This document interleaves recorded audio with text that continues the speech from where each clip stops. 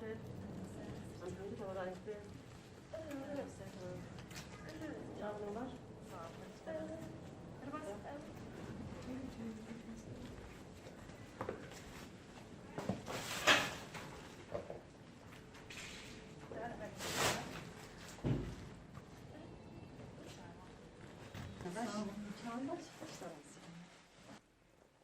خلاص جهات مو بس مالي بقى ايه مو خلاص جهات والله دو مروان بوز لا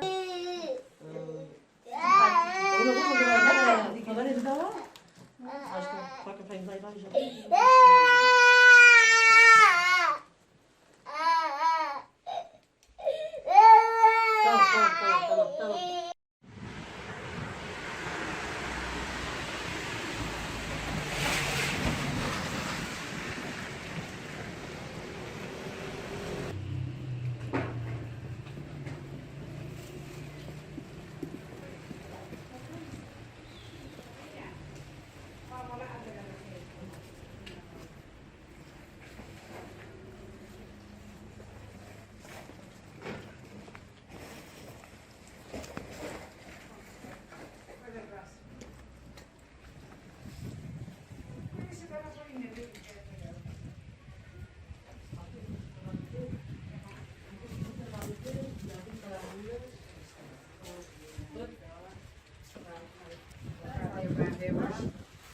باش الحمد لله همه بون باش خدي زهرا وقعد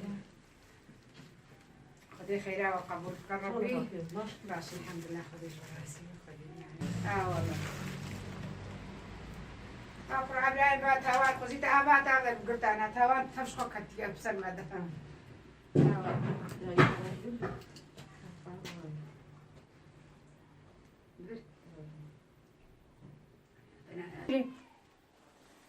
أقرأنا بدروي روجي دلو بكرنا مرة أبويا الجوري أو كريه والله